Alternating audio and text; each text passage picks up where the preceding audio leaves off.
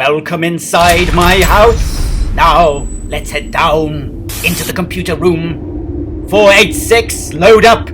QUAKE! Those of you who were there back in the day playing Quake for the first time will already know what a cracker of a game it was and is. Everything from the graphics, the sound, the monsters, the addictive, fast-paced, heart-pumping gameplay. Damn, the game was so fast, no messing around. I remember switching on this work of art for the first time and being impressed just by the opening stage, where you had to select the difficulty level and the actual zones you wanted to conquer by physically interacting with them. That was something back then. When you played Quake and ogled those massive 3D environments, you knew at once that you were taking the first few steps onto and into a new age of gaming. At its core, Quake is a first-person shooter. It was like Doom, the go-to shooter for so many years, only faster, maybe a little crazier, definitely weirder in terms of its story and the general appearance of its vast environments. And it is there, amid its assortment of maps, that the magic of the game, for me, lies. Oh yes, marvelous stuff. What I like best about Quake is its strange mixture of fantasy and science fiction. When the game starts, you set out into this futuristic station guarded by Marines. But once you have waded through their striking bodies, you unlock a teleportal that will whisk you right away into a bizarre, dark fantasy realm. And this is where I fall in love with the game. Once you are done with those space stations, you will find yourself in a fortress or a dungeon, being attacked on all sides by knights, ogres, and ghosts. There's the magic for me. Armed with an arsenal of futuristic weapons, deadly nail guns, rockets, shotguns, grenade launchers, and my favorite weapon, the humble shovel. Yes, I know what you're probably thinking right now.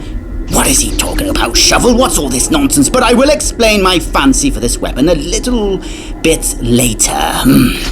However, armed appropriately, you prepare to take on an army of strange, fantasy-style undead beings, from chainsaw-wielding beasts to armored warriors who battle you up close with their swords. It's exciting stuff. So you go around attacking the denizens of these mighty towns and cathedrals of doom. Sometimes I wonder if I'm actually the villain in the game, the invader, and those noble knights have to work together to keep me out of their realm. My imagination gets going when I play the game. That's another good thing about Quake. The story makes no sense, leaving it up to you to imagine what is actually going on. The world you are exploring can be anything you imagine it to be, and you can be the hero or the conqueror.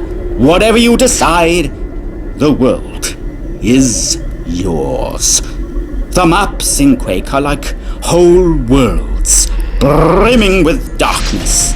Vast castles, vile dungeons, wretched sewers, and undead cities await your weapons and your mercy. I remember seeing this picture for the first time.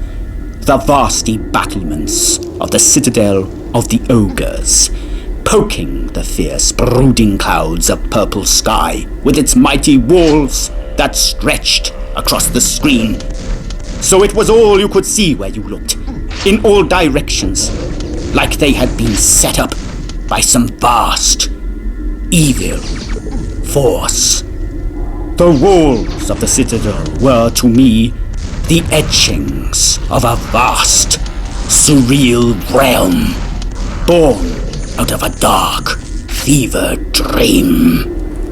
The game also contains one of my favorite beasteries in any game, Zombies, ghosts, ogres, fiends, and giant beasts. They are all there, and more awaiting you to slay them. The ghosts in particular are so strange to me. Are they really ghosts? Or what we imagine ghosts to be? They do not appear to be ethereal. They are like strange alien beings, odd things that float about in the air, moving not like a bat or a bird, but like a manta ray through water. You can physically kill them, shoot them out of the sky. I certainly don't think they can be spiritual entities. My favorite monster in the game, hands down, is the Shambler.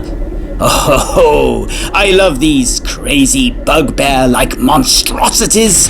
Damn, they scared me to death when I was a child. I remember seeing one for the first time. Going about my way, I threw back a lever and opening the castle door for one of them to come charging out of the gloom towards me. Brilliant stuff. But I hate the ogres, sorry. But I had to say it, for yes, indeed I do. I seriously hate them. They've always bothered me with their grenade-tossing shenanigans. Take them out from a distance with a rocket launcher when you eventually get your hands on the weapon. Now I'm going to talk a little bit about the shovel. Yes, let me just explain this. When I was younger, I always used to be quite good at this game, though I admit my skills are in decline without doubt. But back in the day, I used to play this game with my friends using local area network, for this was the age before broadband. Ah yes, I remember those days. But I remember always beating my friends in multiplayer, much to their chagrin, and I defeated them all once in a single match, simply by using the shovel. That's a memory I'm very fond and proud of, for sure. Anyway, time to end the video. I've said what I wanted to say about Quake. A game of majesty and magic, blood and mayhem, chaos and gloom. With good times behind and before me, it's time to charge up and charge back into the fray of the fearless undead and set ablaze once more the gothical gloom of Quake. Thank you for watching. Good luck out there.